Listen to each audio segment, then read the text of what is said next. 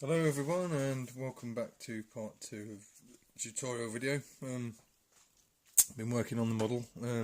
Sorry for the abrupt ending to part 1, however doing it live is easier said than done. So what I've done then is put the hoses on, as you can see there, and the snow plough as I mentioned in the previous one. I'll just try and get that focused. Yep. So that's essentially the number 1 end done, which leaves the pulling end, which I'll need to use the coupling on there because obviously that's going to pull my wagons and freight. So just want to make sure that gets stuck on properly, and that's like the dummy snow plough if you like. So again, off camera I'm just going to make sure that gets done. And then finally what we're going to do as well is attempt to put on the nameplates, which again needs an accurate hand on that one because obviously they are very fiddly, and I'll show you how to do that. I don't think many people have done detailing live, so forgive me if I'm on and off the camera, which I am at the moment, and like I said before, the reason is because I need to see what I'm doing. Although I could probably do this and show you, but I don't want to mess anything up, obviously, because we're talking with locos. But just have the confidence to do it. You know, it is hard at first, but once you've practiced, and if you want to practice, buy an old, I don't know, Airfix kit, you know, Spitfire Airfix kit, and practice building that. And any mistakes you make on a £5 model, not going to be so bad when you're doing one of these models. Again, I'm going to drop that on there, but I'm just going to do it off camera so I can make sure it gets located properly. Okay, so bear with me. And that's the back end of this Class 66 now on the actual running end, the functional end, shall we say. Okay, that's on. If you look on the model, where the nameplates are, okay, and they actually provide these nameplates to go over it because they're printed onto a corrugated surface, and as good as they are, they look a bit weavy because obviously the corrugation on the body of the Class 66. So what we're going to do is stick on the proper nameplates, lest we forget, which are supplied with it. And how I do this, I use a cocktail stick, I dab glue in the middle and literally plop the sign on.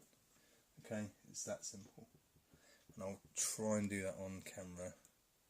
Okay, it's easier said than done.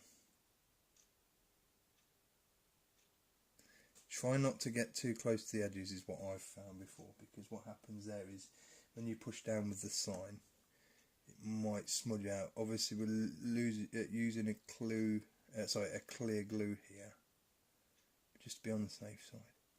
Maybe a little dab on this area here. What we're going to do is get the actual sign and just drop it in place, making sure there's some glue on there. Okay, can everyone see that? What I've done? I've just literally used a cocktail stick to apply glue into the centre of the sign there. People have different methods, obviously. It's whatever fits for you. This works for me. I've done it before on the Flying Dustman there to good result and never had an issue. So again, I'm going to get the sign and I'm just going to plop it in place carefully. I'm going to do this off camera because obviously I can aim better. Okay, like I say, all I'm doing now is just making sure it's located nice and neat and square. You don't want it looking, you know, wonky or in any way, shape or form. And what I've done is just dropped it on, get it in position and move it so it doesn't foul anything and look straight. Basically, that's what we're looking for. We're looking for a nice straight sign, which can be done, and exactly what I've just done there. So if you look carefully now, that's literally the sign on there, straight. I've used the bottom of the corrugation there to level up the sign, and that will dry nicely now. So just got to do the other side, which is just there. Same method.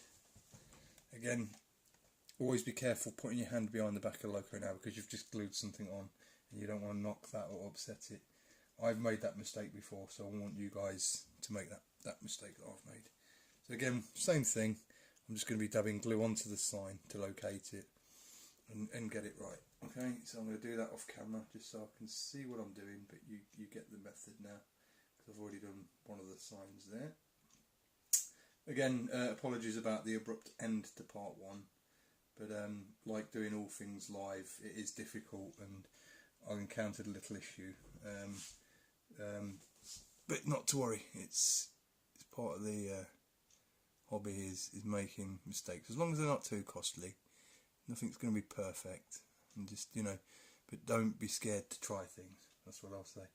A lot of people go, oh, I won't try that because it looks too difficult, or, you know, I'm scared of, you know, damaging a model, which is fine, because obviously these models do cost money, but, you know, to get the good effects of the detailing, you've got to take chances. So that's now stuck on, and I'm going to get this last remaining sign that's supplied with it, and I'm just going to plop it off. Again, I'm going to do this off camera just so I can make sure it's all squared and nice and even, and it doesn't, you know, drop anywhere else. Again, what I've done, I've stuck it on the side of the loco, and I've used the corrugation just to level it up. And that almost looks like right. Okay, that's gone on. Nice and level, nice and straight. It's not wonky in any way, shape or form. And if I spin the loco around, the other one's done as well. Okay, so that's very important. What we've got then is the back snowplow is done with the coupler.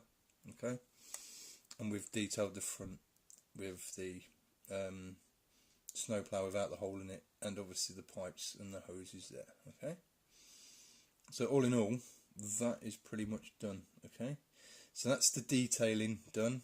Done it over 2 videos rather than the one I intended, but obviously doing it live it has its hazards, and to be honest, I had a little bump, but not to worry too much. Just as a follow-up, here is the Biffa one I was saying about.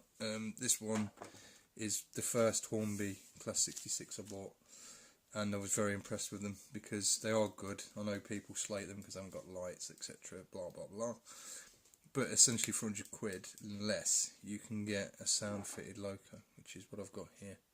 And you can see the methods I've used to install the signs on this engine, the front there with the detailing, and they just look really cool. So I'm going to let this little fella dry for a minute, and then what I'll do is in the very last video I'm going to get her on the tracks and run her up and go through some of the functions on the TTS, and you can see her running. I'll leave it for a few minutes because obviously I need to make sure the glue dries on the sides. I don't want to make anything get knocked off at this stage because I don't want glue stains. Okay, so yeah, thanks for bearing with me for part 2. I hope you enjoyed it. If you can, leave me a little thumbs up if you enjoyed the video. And what I shall do is, on the last one, I'll just do a little running sesh, and you can see Class 66 413 in Freightliner Orange, do some moves around the track, the test track, and do some sounds. Okay, thanks very much guys, thanks for bearing with me. Thank you, bye bye.